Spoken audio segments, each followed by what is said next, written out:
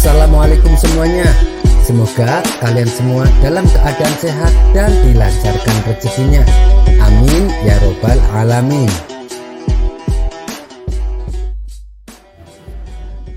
Karena seringnya Abu Nawas melakukan kesalahan, ia kerap mendapat hukuman dari Baginda Raja.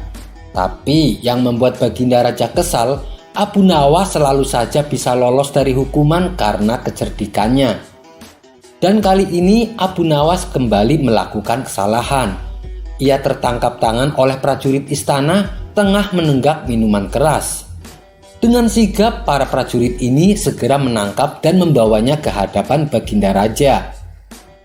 Abu Nawas, kelakuanmu masih saja tidak berubah. Selama ini aku sudah berbaik hati sama kamu. Aku sengaja meloloskanmu dari hukuman karena kamu selalu berjanji tidak akan mengulangi. Tapi kali ini sudah tidak bisa ditolerir. Apapun alasanmu, kamu tetap akan saya hukum, ucap Baginda Raja. Sementara Abu Nawas hanya terdiam, kepalanya tertunduk tak berani menatap. Kira-kira hukuman apa yang pantas diberikan supaya Abu Nawas kapok dengan perbuatannya? Tanya Baginda Raja kepada penasehat istana. Kemudian penasehat istana mengusulkan bagaimana kalau Abu Nawas dihukum dengan cara minum air yang mendidih. Ternyata usulan tersebut langsung diterima Baginda Raja. Usulanmu bagus sekali, saya setuju denganmu, kata Baginda Raja. Seketika Abu Nawas langsung pucat pasi, tubuhnya menjadi gemetaran. Ampun Paduka yang mulia, hamba mohon keringanan hukuman, pinta Abu Nawas memelas. Keputusanku sudah bulat Abu Nawas dan tak bisa ditawar-tawar, balas Baginda Raja. Abu Nawas tak sanggup membayangkan betapa pedihnya rasa sakit yang akan ia alami, bahkan bisa berakibat kematian. Baiklah Paduka, kalau itu memang sudah keputusan Paduka, saya terima dengan berat hati. Tapi sebelum saya menjalani hukuman, izinkan saya menemui istri dan anak-anak saya untuk berpamitan, ujar Abu Nawas. Sejenak Baginda Raja terdiam. Ia heran dengan kata-kata Abu Nawas. Berpamitan? Maksudnya bagaimana Abu Nawas? Tanya Baginda Raja heran. Begini Paduka, apabila air mendidih masuk ke dalam perut, bukan hanya lidah dan bibir saja yang akan melepuh, tapi semua organ tubuh di dalamnya juga ikut melepuh. Tidak menutup kemungkinan saya akan mati saat itu juga, jelas Abu Nawas.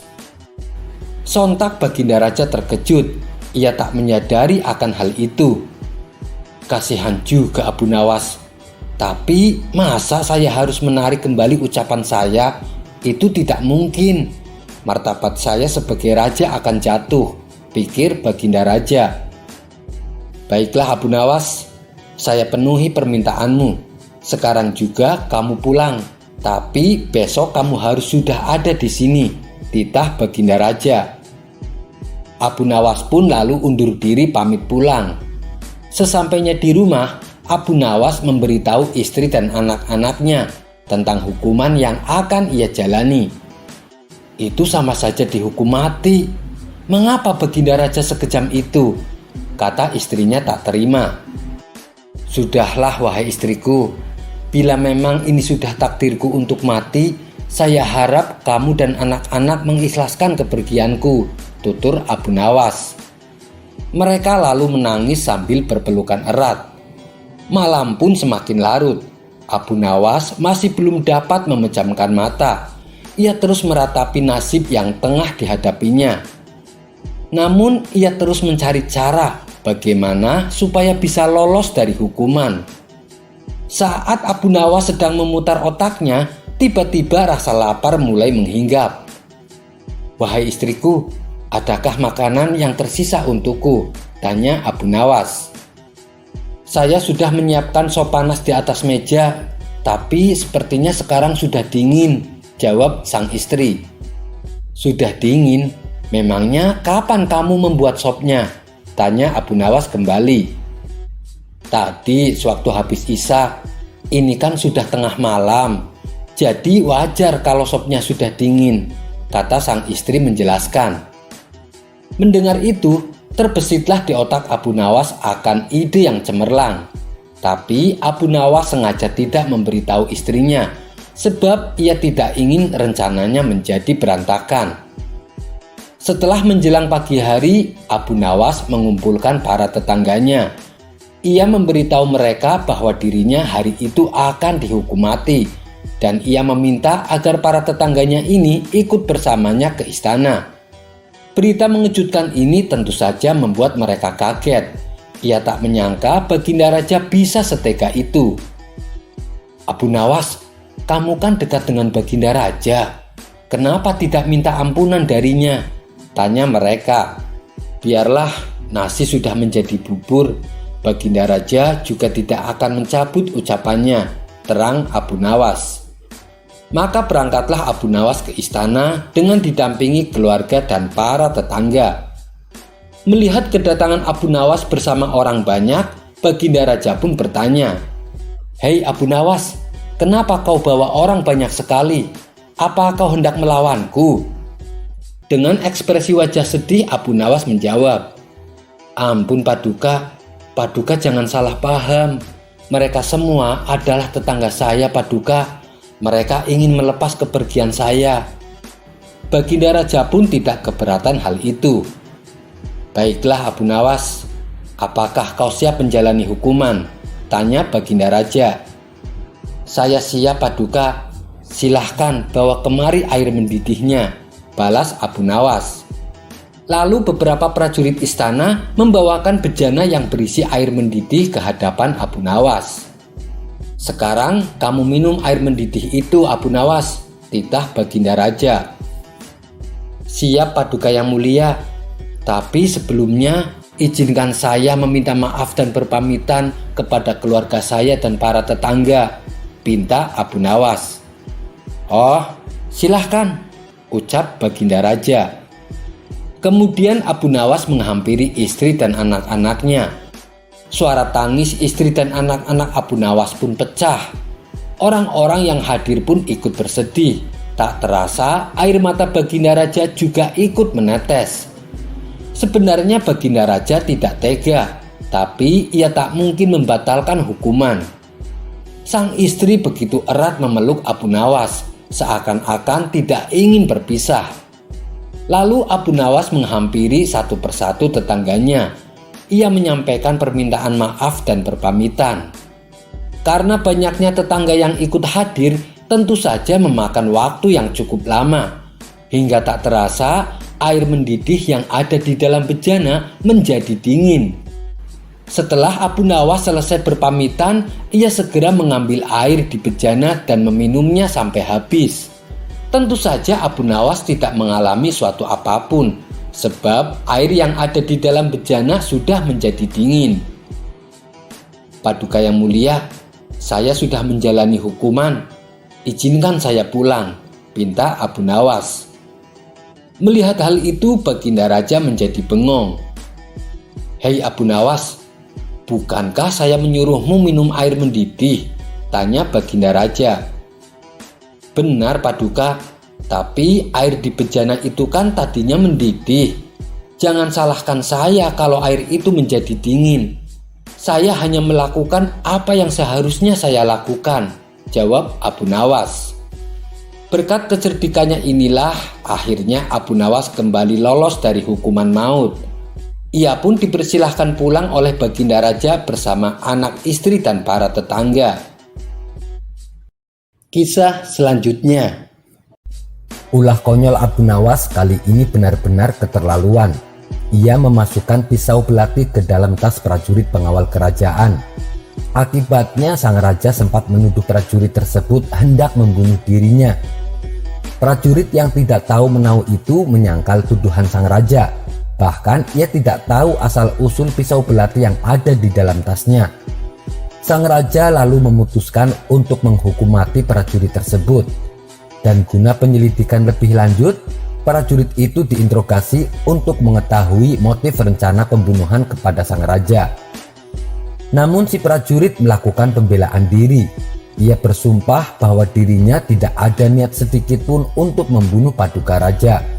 Ia menyatakan bahwa dia adalah prajurit yang setia, siap mengorbankan nyawa untuk keselamatan sang raja. Bagaimana mungkin ia sampai tega berencana membunuhnya? Untuk mengetahui kebenarannya, maka pihak istana mengambil langkah investigasi. Kalau ternyata tidak terbukti, maka prajurit tersebut akan dibebaskan dari hukuman mati dan tetap menjadi prajurit pengawal raja. Setelah dilakukan investigasi dan mendapat keterangan dari beberapa saksi-saksi, barulah diketahui bahwa itu adalah ulah usil Abu Nawas. Sang raja pun merasa geram dan murka. Beliau lalu menyuruh seluruh prajuritnya untuk menangkap Abu Nawas. Setelah berhasil ditangkap dan dibawa ke istana, Abu Nawas amat terkejut. Ternyata Raja Harun al-Rasyid telah mengumpulkan rakyatnya untuk menyaksikan proses hukuman mati yang telah dijatuhkan kepadanya. Abu Nawas sempat membela diri dan menganggap hukuman mati terlalu berlebihan untuknya. Namun sang raja yang sudah marah dengan ulah Abu Nawas tidak memperdulikannya. "Hai Abu Nawas, apa alasanmu memasukkan pisau belati ke dalam tas prajuritku?" bentak sang raja. Abu Nawas menjawab, "Ampun Baginda yang mulia, hamba akui hamba telah berbuat salah. Tapi hamba melakukan itu hanya untuk menguji apakah prajurit Paduka Raja waspada dengan keselamatan Paduka. Bagaimana bila ternyata yang saya masukkan ke dalam tas adalah bom? Tentunya saat itu Paduka Raja dan para prajurit pengawalnya sudah mati semua." Sang raja sempat kaget dan menelan ludah mendengar jawaban Abu Nawas. Dalam hati raja berkata, ada benarnya juga apa yang dikatakan Abu Nawas. Ternyata Abu Nawas sangat perhatian dengan keselamatan dirinya. Namun tiba-tiba di benak sang raja terbesit rencana iseng untuk mengerjai Abu Nawas. Ia ingin balik mengerjai Abu Nawas. Ini adalah saat yang tepat, gumam sang raja dalam hati. Dengan berpura-pura masih marah, raja kembali berkata kepada Abu Nawas, "Apapun alasanmu tidak bisa dibenarkan. Kamu tetap harus menerima hukuman mati." Abu Nawas kaget bukan kepalang. Niatnya yang baik malah berakhir tragis. Kemudian sang raja menyuruh pengawalnya untuk mengambil seekor anak ayam. Lalu anak ayam itu diberikannya kepada Abu Nawas. Abu Nawas pun heran dengan maksud semua ini.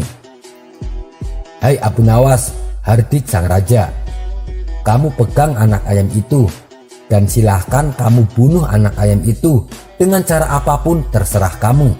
Karena saya akan membunuhmu persis seperti cara kamu membunuh anak ayam itu." Sejenak Abu Nawas terdiam. Ia pun memutar otak mencari cara agar lolos dari hukuman mati.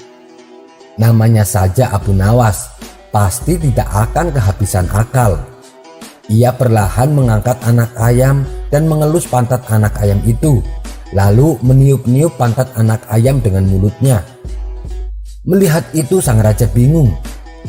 "Apa maksud dari perbuatanmu itu, wahai Abu Nawas? Aku menyuruhmu untuk membunuh anak ayam itu," ucap sang raja. Abu Nawas menjawab, "Iya, beginilah cara saya membunuh anak ayam Paduka yang mulia. Saya meniup pantat anak ayam agar perutnya penuh dengan angin. Dan lama-lama pasti bisa menyebabkan kematian." "Ada saja cara Abu Nawas lepas dari jebakan saya," ucap sang raja dalam hati. "Mana mungkin saya meniup pantat Abu Nawas? Dasar kurang ajar Abu Nawas," sambungnya dalam hati. Karena merasa kesal gagal mengerjai Abu Nawas, sang raja pun menyuruh Abu Nawas agar segera pergi dari hadapannya. Abu Nawas kembali selamat dan lepas dari jebakan Baginda Raja Harun al-Rasyid. Kisah selanjutnya. Akhir-akhir ini perut Baginda Raja sering merasakan mules. Walaupun bukan tergolong penyakit berat, namun cukup mengganggu keseharian Baginda Raja. Ia pun lalu menanyakan perihal penyakit yang dideritanya kepada tabib istana.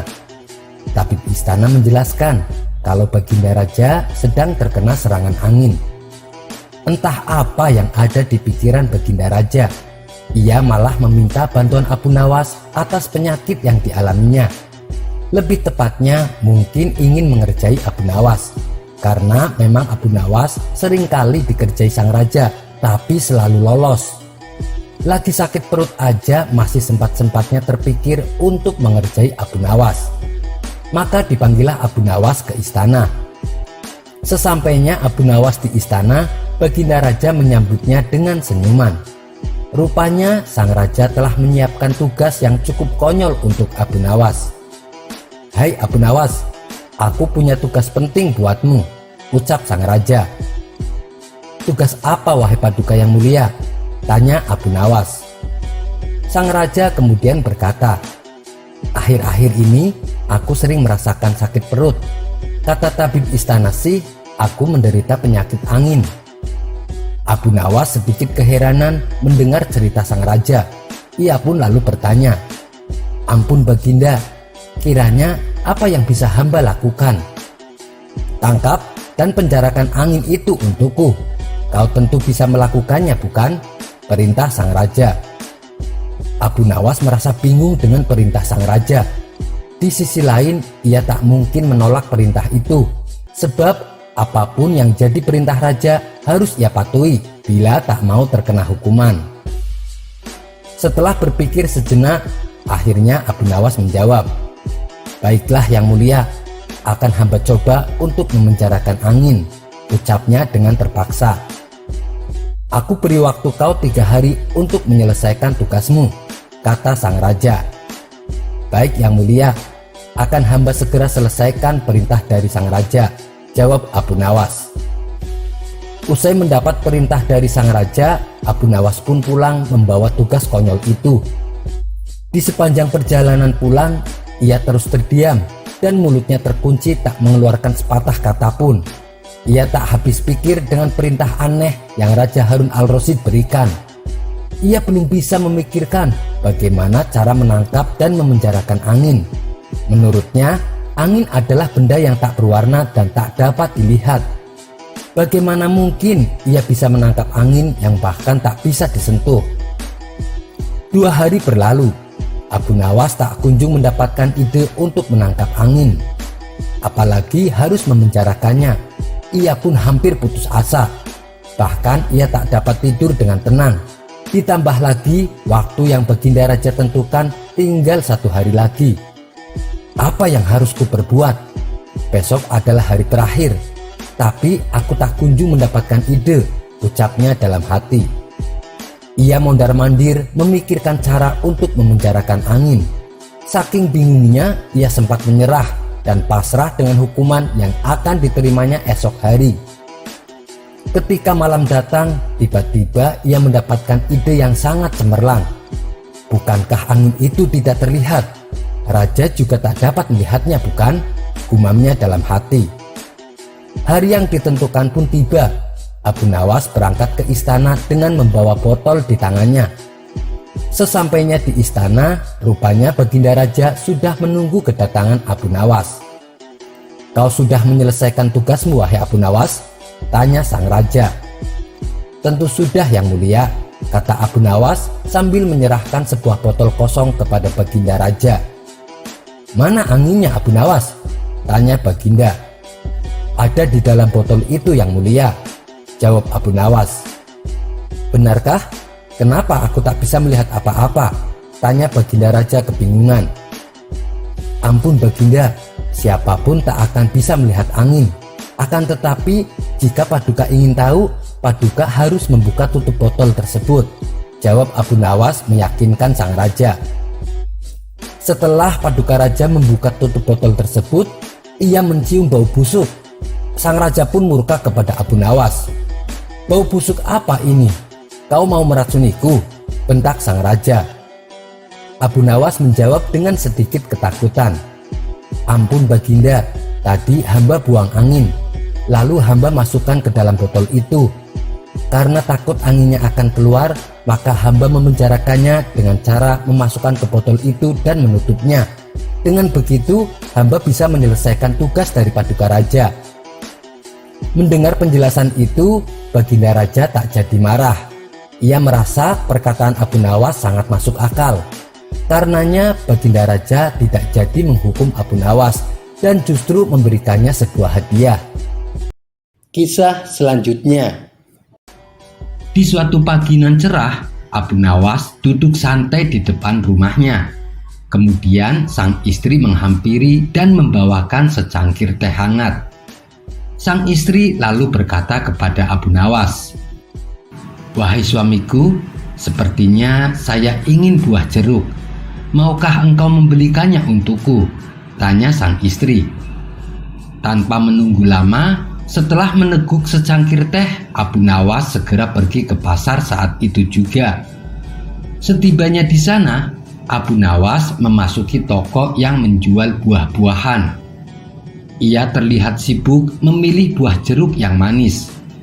Satu persatu buahnya ia masukkan ke dalam keranjang dan ditimbang oleh si penjual. "Beli berapa kilo, Tuan?" tanya si pedagang. "2 kilo saja," jawab Abu Nawas. Disitulah Abu Nawas merasa ada yang tidak beres. Ia menduga kalau si pedagang curang dengan cara mengurangi timbangan. Dan ternyata benar. Setibanya di rumah, Abu Nawas menimbang kembali buahnya dan bobotnya memang kurang dari 2 kilo. "Kurang ajar, dia menipuku. Saya tidak akan beli di situ lagi," ucap Abu Nawas. Suatu hari ada seorang pengemis yang sering meminta-minta di pasar. Meskipun ia seorang pengemis, tapi ia orang yang sangat jujur. Saat ia berjalan meninggalkan pasar, tiba-tiba ia menemukan sebuah tas. Ia pun segera mengambil dan membukanya. "Ya Allah, tas siapa ini? Ada uang 1000 dinar di dalamnya. Aku harus mencari pemiliknya," pikir si pengemis. Si pengemis lalu segera kembali ke pasar. Setibanya di pasar, ia melihat seorang pedagang berteriak, "Bagi siapa saja yang menemukan tas berisi uang 1000 dinar, maka aku akan memberikan hadiah." Pedagang tersebut ternyata adalah pedagang buah yang terkenal curang, di mana tempo hari Abu Nawas juga belanja ke situ. Si pengemis segera menemui pedagang tersebut dan menyerahkan tas yang ia temukan. "Tuan, aku menemukan tas Tuan," kata si pengemis. Pedagang buah itu lalu menghitung uang di dalam tasnya. Jumlahnya masih utuh 1000 dinar. Sementara si pengemis masih berdiri di hadapannya. "Ngapain kamu masih di sini?" tanya si pedagang. "Bukankah Tuan berkata akan memberikan hadiah bagi siapa saja yang menemukannya?" "Aku menunggu hadiah dari Tuan," jawab si pengemis. Ternyata si pedagang bukan hanya curang, tapi ia adalah orang yang licik dan serakah. Ia pun tega hendak menipu si pengemis. "Hadiah? Apa saya tidak salah dengar? Tas ini seharusnya berisi 2000 dinar, tapi ini isinya 1000 dinar. Kau pasti yang mengambil sisanya. Pergilah sebelum aku laporkan kepada Tuan Hakim," kata si pedagang dengan kasar. "Aku memang pengemis Tuan, tapi aku orang yang jujur," ujar si pengemis.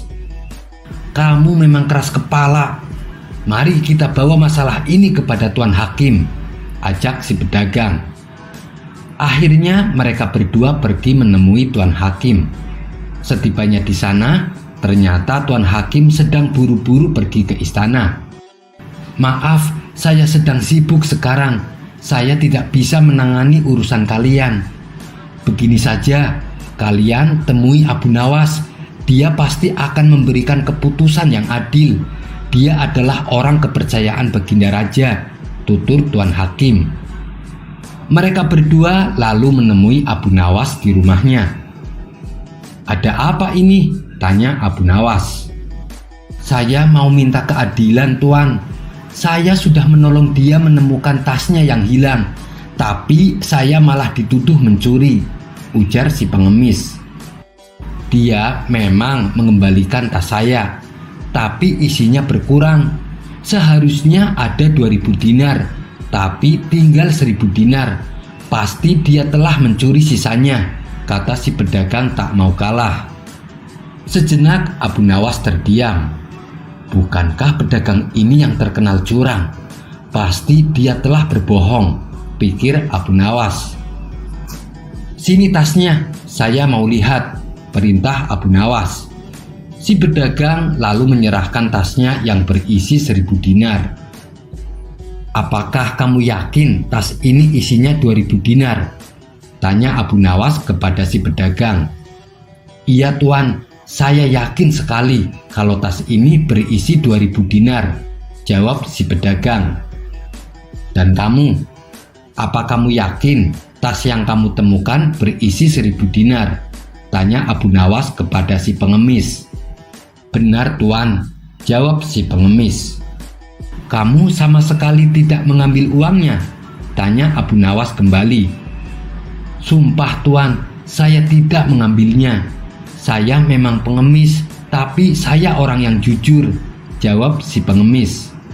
Dia bohong tuan, tas itu seharusnya berisi 2.000 dinar, sergah si pedagang.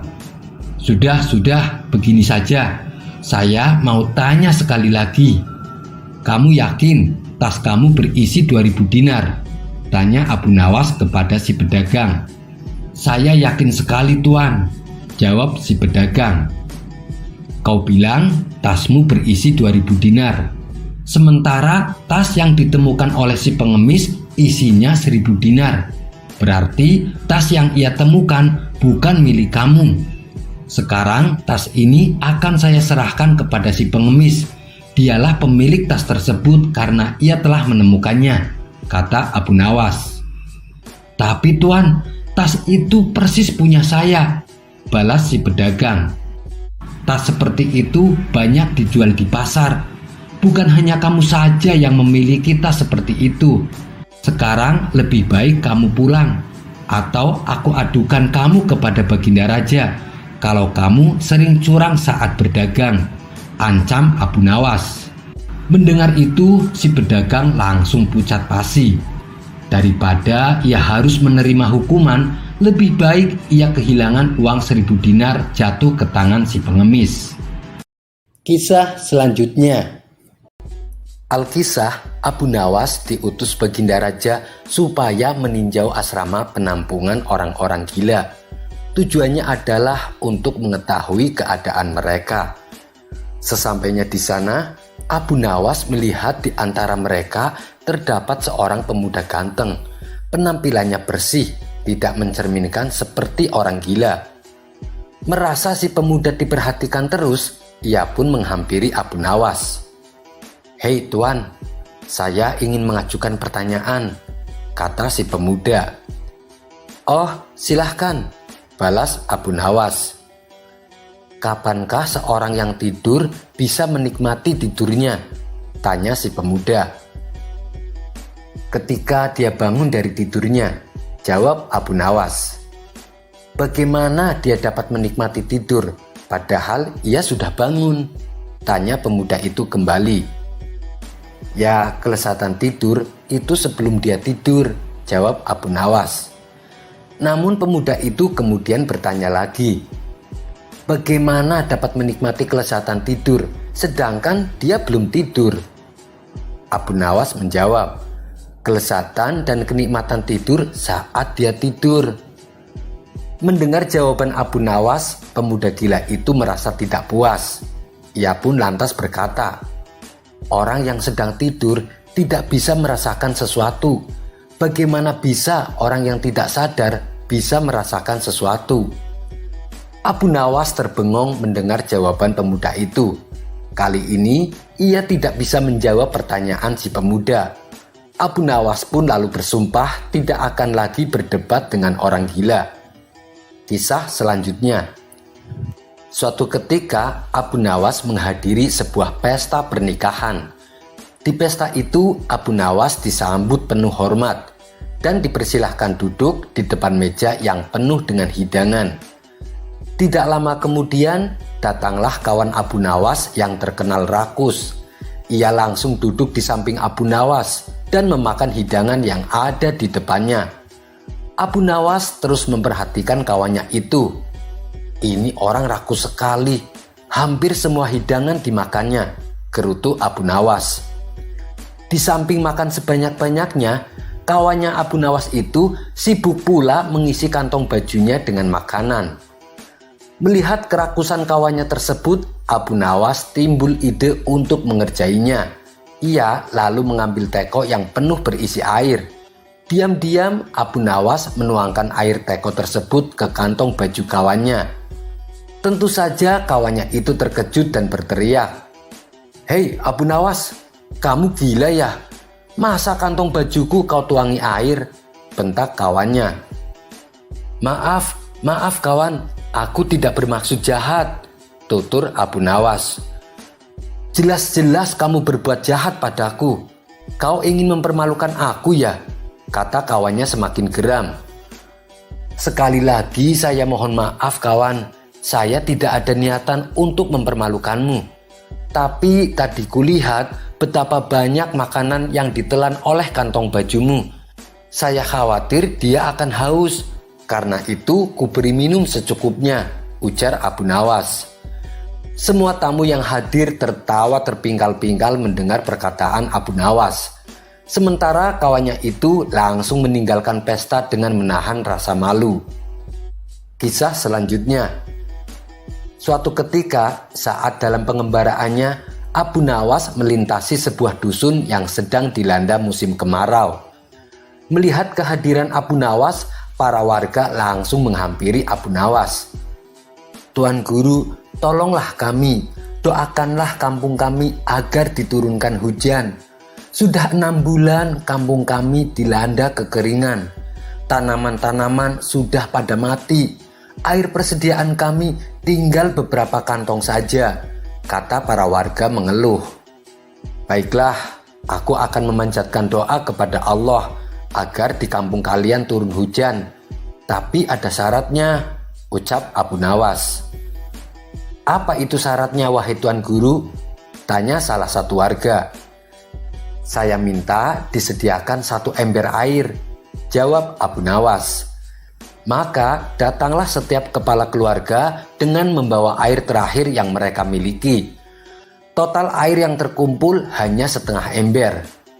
Abu Nawas lalu melepaskan pakaiannya yang kotor, dan dengan air itu Abu Nawas mulai mencucinya. Melihat hal itu, para warga pun terkejut.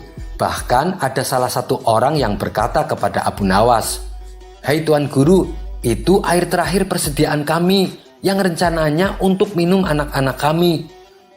Perbuatan Abu Nawas ini tentunya mengundang reaksi kemarahan warga. Ada yang mencemooh, ada yang membentak, ada pula yang menghujat. Namun di tengah kegaduhan itu, dengan tenang Abu Nawas mengangkat bajunya dan menjemurnya.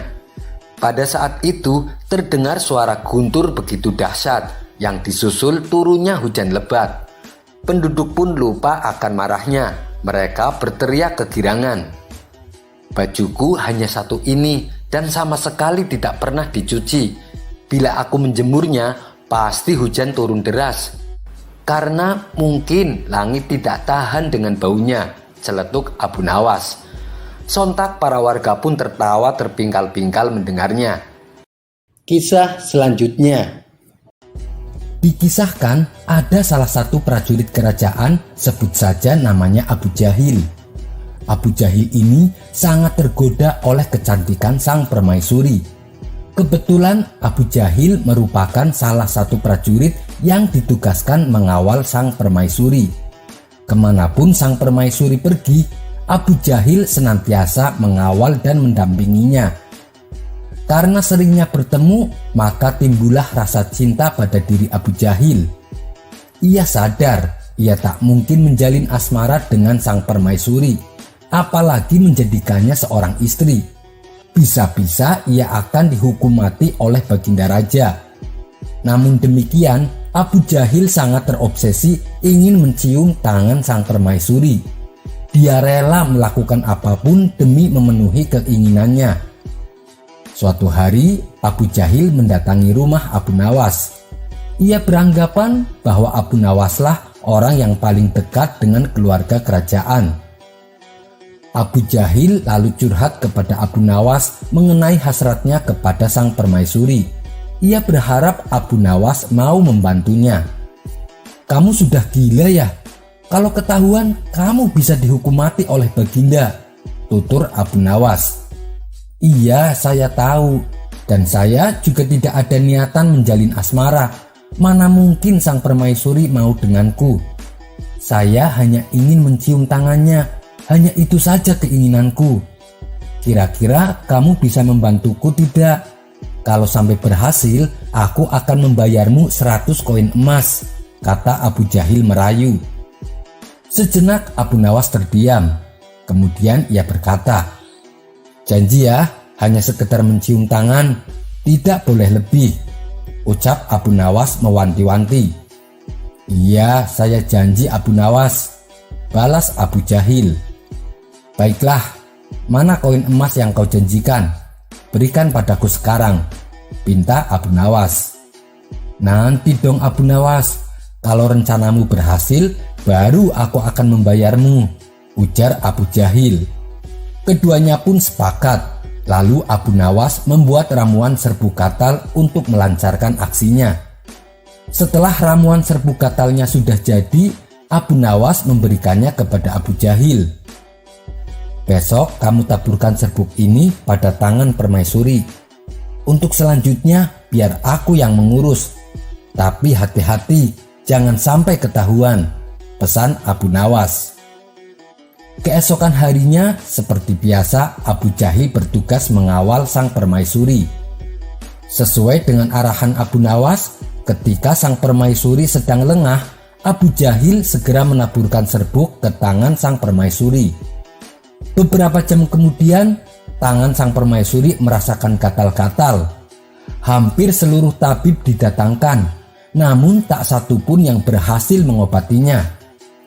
Baginda Raja pun mulai cemas dan kebingungan. Tiba-tiba terlintas di benaknya teringat sosok Abu Nawas. Mungkin Abu Nawas tahu solusinya, pikir Baginda Raja. "Pengawal, panggil Abu Nawas kemari secepatnya," titah Baginda Raja kepada beberapa prajuritnya. Singkat cerita, datanglah Abu Nawas menghadap Baginda Raja. "Ampun Paduka, ada keperluan apa Paduka memanggil hamba?" tanya Abu Nawas pura-pura tidak tahu. "Begini Abu Nawas, tangan istriku tiba-tiba terkena penyakit gatal-gatal.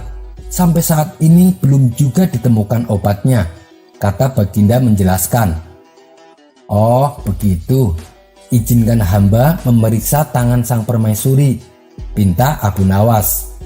Sang permaisuri yang sedari tadi duduk di samping Baginda segera menyodorkan tangannya kepada Abu Nawas.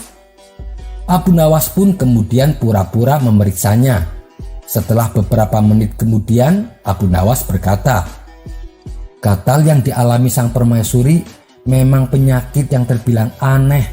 Ini hanya bisa disembuhkan dengan ludahnya Abu Jahil, sebab ludah Abu Jahil mengandung bakteri yang bisa melawan penyakit gatal pada tangan permaisuri, dan Abu Jahil harus menciumnya dengan menjilat supaya ludahnya bisa rata membasahi bagian yang gatal," kata Abu Nawas menjelaskan. Lalu dipanggillah prajurit yang bernama Abu Jahil. Ia disuruh mencium tangan sang permaisuri. Abu Jahil menjilatinya beberapa lama sampai ludahnya membasahi bagian tangan permaisuri yang terkena penyakit gatal. Benar saja, tidak lama kemudian sakit gatal yang diderita sang permaisuri hilang seketika. Sang permaisuri pun merasa senang, apalagi Abu Jahil. Keinginannya selama ini akhirnya bisa terwujud.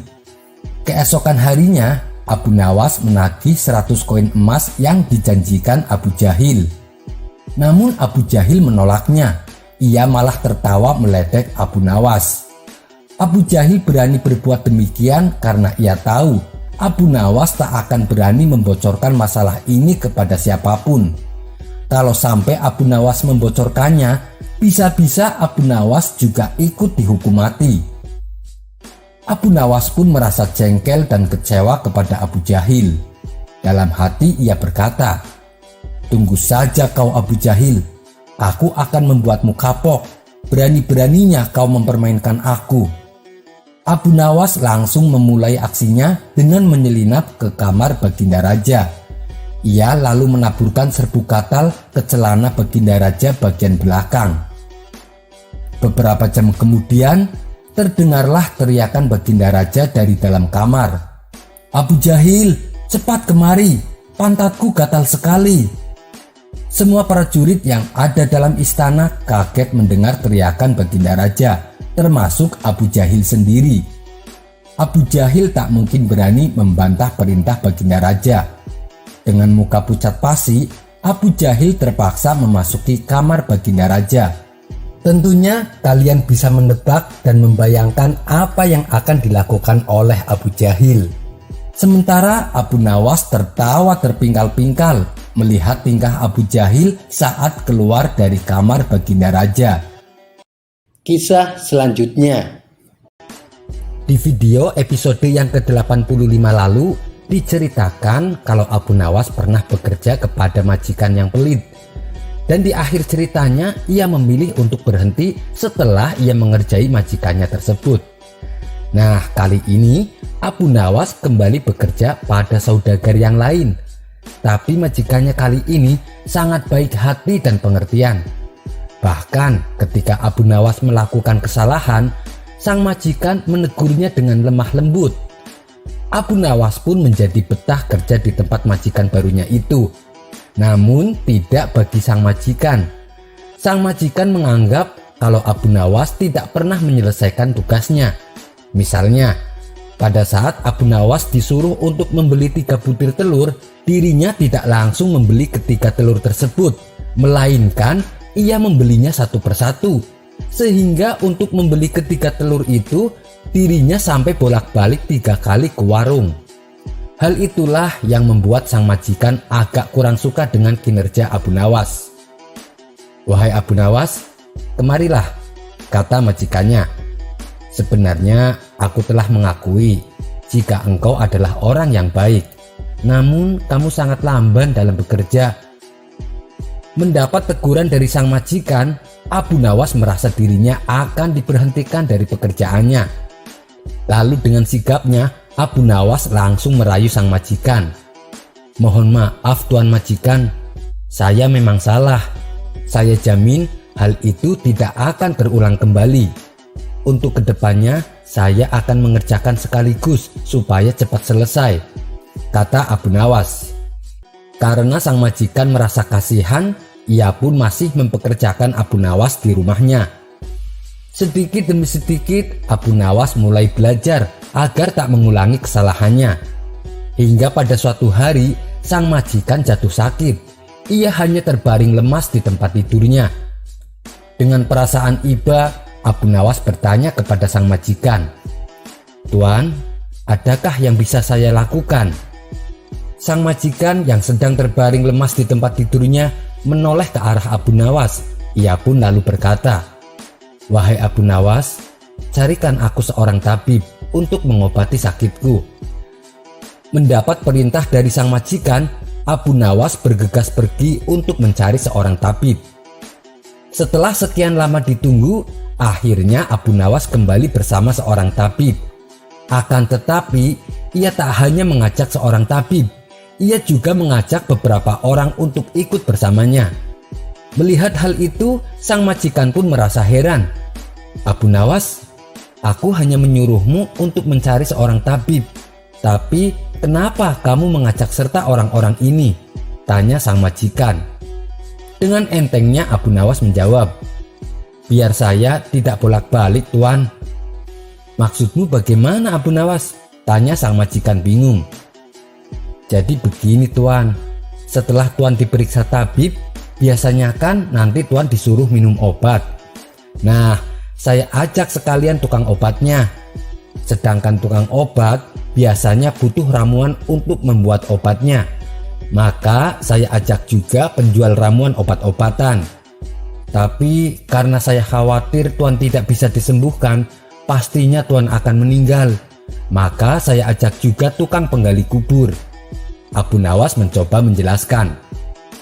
Aduh, Abu Nawas, kamu ini ada-ada saja, balas sang majikan sambil menepok jidatnya.